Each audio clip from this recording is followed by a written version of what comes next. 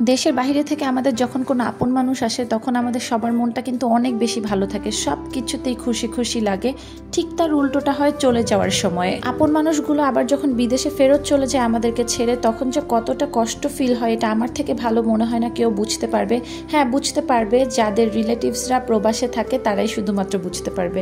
So আমার ফুপি এসেছিল, এটা তো তোমরা সবাই আমাদের ব্লগগুলোতে দেখেছো। এই ব্লগটা কিন্তু বেশ অনেক দিন আগে। এই দিনটা ছিল ফুপির ক্যান্টনমেন্টের বাসা থেকে বিদায়ের দিন। ফুপি সবার কাছ থেকে বিদায় নিচ্ছিল, আমার সামিরা পাখিকে আদর করে দিচ্ছিল আর কি যেন বলছিল, আমার সঠিক মনে নেই। সবকিছু আমরা গুছগাছ করে দিয়েছি। এই দিন ফুপি অনেক কান্না করে, তার ছোটবেলার স্মৃতি মনে পড়ে যায়, তার বাবা মার কথা মনে পড়ে যায়। সবকিছু মিলিয়ে আমরা সবাই অনেক কান্নাকাটি করি। আম্মু কান্না করে, চাচি, ফুপি অনেক বেশি ইমোশনাল হয়ে যায় ক্যান্টনমেন্টের বাসা থেকে বিদায় নেওয়ার সময়, কারণ আসলে বয়স হয়ে যাচ্ছে, আবার কবে না কবে আসতে পারে তার কোনো ঠিক ঠিকানা নেই।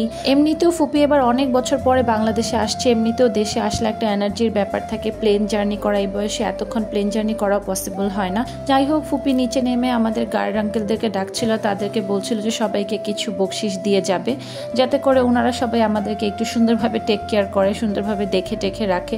সবার কাছ থেকে বকশিস দিয়ে ফুপি গিয়ে বিদায় নিচ্ছিল। বাট ফুপির ফ্লাইট কালকে না, 2-1 দিন পরে। আজকে ক্যান্টনমেন্টের বাসা থেকে বিদায় নিচ্ছে, ফুপি যাচ্ছে মোহাম্মদপুরে। ওইখানে সবকিছু আরো অনেক কিছু আছে, গুছগাছ করে ওখান থেকে বিদায় নিবে। আমরা সবাই মোহাম্মদপুর যাব ফুপি চলে যাওয়ার দিন। যাই হোক, আমার হাজব্যান্ড এখানে ফুপির জন্য অনেক বেকারি বিস্কিট পাঠিয়েছিল, এখানে অনেক প্যাকেট বিস্কিট ছিল। ফুপি এতগুলো নিতে পারবে নাকি আমি জানি না। তারপর আমি ওনাকে কল করলাম, জিজ্ঞেস করলাম, ফুপি তুমি কয় প্যাকেট নিতে পারবে? ফুপি যে কয় প্যাকেট নিতে পারবে আমি সেগুলো সব প্যাকিং করে নিলাম। অমিয়ার এক্সামস চলছিল তখন। আমি আমার চাচি শ্রাবণী, ওদের সাথে এখন মোহাম্মদপুর চলে যাচ্ছিলাম ফুপিকে বিদায় দেওয়ার জন্য। সো বিস্কিট টিস্কিট খাবার দাবার সবকিছু প্যাকিং করে নিয়ে তো আমরা মোহাম্মদপুর চলে আসছি। এখন গিয়ে শ্রাবণী ফুপিকে একটু লাস্ট ফিনিশিং মেকআপ করে দিচ্ছিল হালকা পাতলা, যেহেতু জার্নি করবে, টুকটাক যতটুকু দরকার আর কি। তারপরে তো লাগেজ টাগেজ সবকিছু প্যাক করা শেষ, ফাইনালি বিদায়ের টাইম চলে আসছে।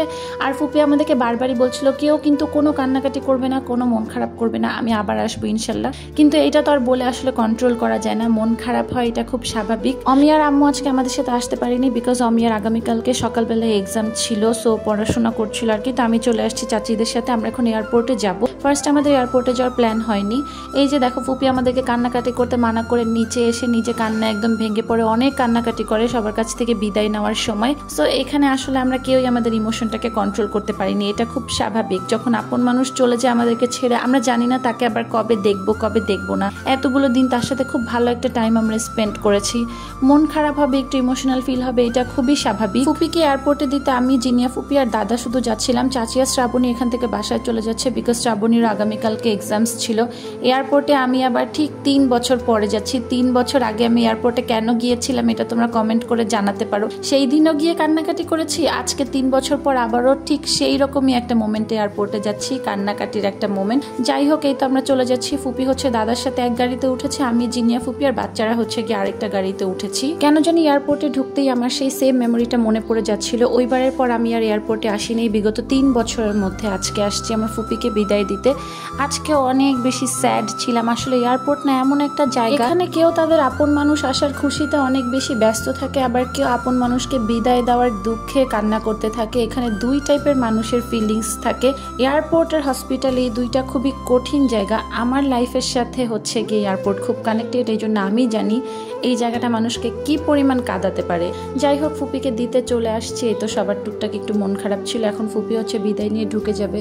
আমার না ভিডিওটার ভয়েস ওভার দিতে গিয়ে কেন জানি আবার মনটা খুব খারাপ লাগছে, যেটা সত্যি কথা। আবার কবে না কবে আসবে, কবে দেখবো, এটার বেসিক্যালি কোনো গ্যারান্টি নেই। ওই যে বললাম, ফুপি সবসময় বলে যে বয়স হয়ে যাচ্ছে। যাই হোক, ফুপিকে বিদায় দিয়ে জিনিয়া ফুপি বলছিল এখান থেকে ডাইরেক্ট আমাদের বাসায় যাবে। আসলে সবার আজকে এত বেশি মন খারাপ, জিনিয়া ফুপিরও বাসায় গিয়ে ভাল লাগবে না। সো আজকের ভিডিওটা এই পর্যন্তই ছিল। আশা করছি সবার কাছে ভালো লেগেছে। আল্লাহ হাফেজ।